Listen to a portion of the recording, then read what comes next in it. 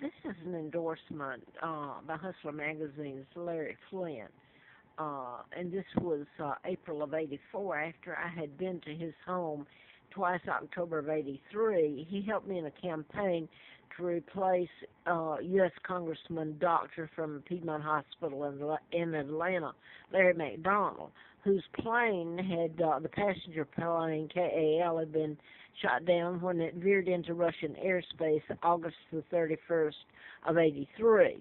Mr. Flint was shot while I was doing a book in Marietta, Georgia. I lived at Moonraker Apartments, and the title was MD, A License to Kill. And, of course, Moonraker was a '007 movie with Roger Moore, and a little later, A License to Kill was the only movie Timothy Dalton made as '007.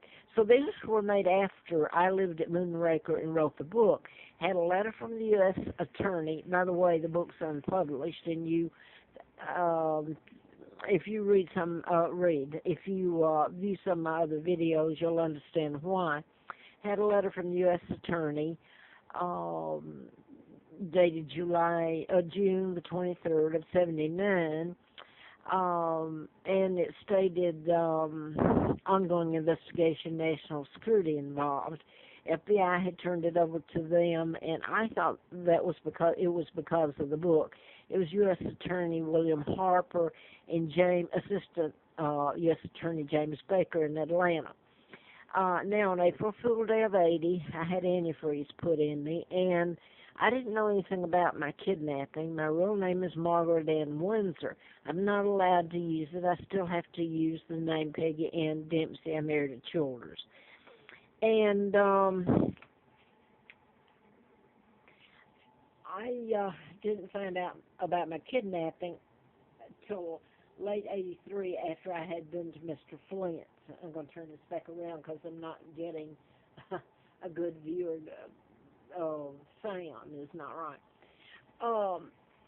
What I wanted to do was on April Fool Day of '80, the book was written about mind control and programming, and Larry McDonald was one of the subjects. Dr. Congressman, plane goes down. Larry Flint was shot. The person was programmed to shoot him. That's what I was writing about in part in the book that's unpublished. And his attorney was killed. Here are some that were done later. I moved to Roanoke October the 20th of '86. These were later. There's a whole list of the ones. It's hard to prove because it doesn't show up on autopsy. Mind control murders don't. But these were done in patterns. This is the Sandy Hook mass shooting, and the mass shootings, James Holmes, this has nothing to do with mental illness. This has to do with mind control. A murder weapon, and it's being touted as mental illness. And these people are already in hell. There's part of them on death row for a crime they didn't know they were going to commit. They didn't mean to. So I've pretty much made that clear in all my other videos. This is the Fort Hood shooter, who's a psychiatrist himself. That finished at Virginia Tech, went on to get his MD somewhere else. So the mass shootings at Virginia Tech was in April 16th of '07. And the mass shootings, basically, they have been on TV.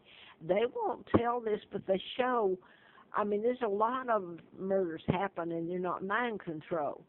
And some of them I wouldn't know about anyway, but these were done in patterns. So I'm just going to skip back to on April the 1st, and this is after I'd gotten the letter. I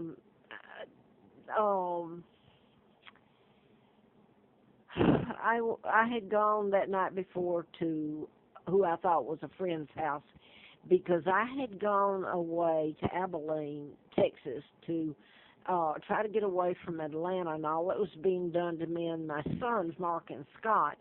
And I was going to stay with his sister, Laura May, who now lives outside of Austin. But she had promised, in fact, I checked with her just before it came out, and it was okay. And if I got a job, I was going to move the boys out there. And I got out there, and I was kept a little money then. I didn't have much, and I got to Dallas, outside Dallas, and I called her and I said, "Well, I'm on my way," and she told me I was no longer welcome. So she was in cahoots with my ex-husband, and I'm not going to go into that. I was turned around, a lot happened. I got back, and I was having trouble. They had allowed him to move my apartment at Laurelwood in Marietta into another apartment there at Laurelwood, and this was FBI. The lady that run it was FBI, and said, well, I don't know that she was FBI, but she told me her, let's see, I want to turn around here, I'm hurting anyway, that her uncle was in charge of the Patty Hearst. Well, the Hearst, this whole bunch of people were in on my kidnapping, but hers was supposedly, she was brainwashed, maybe not under mind control the way I'm talking about. But anyway, here's what I wanted to say before this gets too long and drawn out. It is now. On April Fool's Day of 80, I had left, I got back to Atlanta, and my ex-husband had been allowed to move my furniture into another apartment there within Laurelwood, the same complex. They let him use my deposit, sign a new lease, all illegal. I came back, and this is what happened to me. April Fool's Day, that night I stayed with who I thought was a friend. I had antifreeze put in me, and it was a living hell. I should have died. It was a miracle. But I'm not going to go into that other than when I was shoved into a car, on the 5th, Easter was the 6th, the 5th, by Philip, who I grew up with thinking he was a half-brother, Nancy, his wife, my ex-husband, and Lina Dempsey, and this is her, and that family.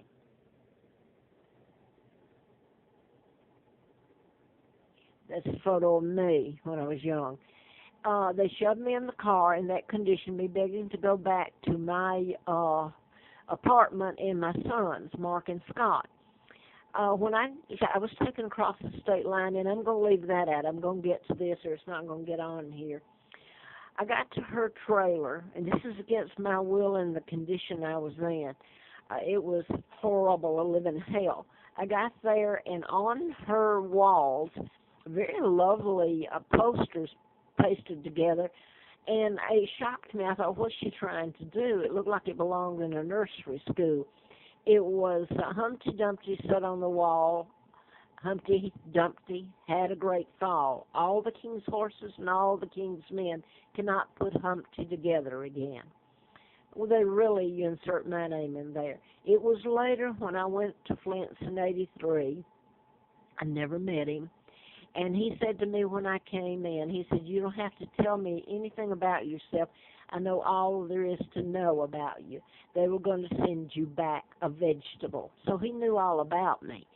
And this is Elizabeth, who's she's illegal, used my money.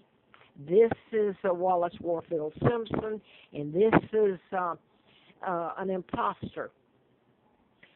This is my dad here, 99-year seal put on it that covered up the crimes. My own Uncle George, the Rockefellers, Rothschilds, Bilderbergers, Roosevelt, helped in my kidnapping. My father never married Wallace Simpson. He married Claudia Ruth O'Keefe, sister to Georgia O'Keefe, the artist. So this is my genealogy here. And, of course, you don't see me on my real name. Under my father's name, they put Wallace Simpson, who married a double there and became the Duke and Duchess of Windsor, which was a lie, all of it. So I'm going to leave it at that. I think that's what I wanted to put. So I'll go. I guess that's it. I don't think this one's going up even, so...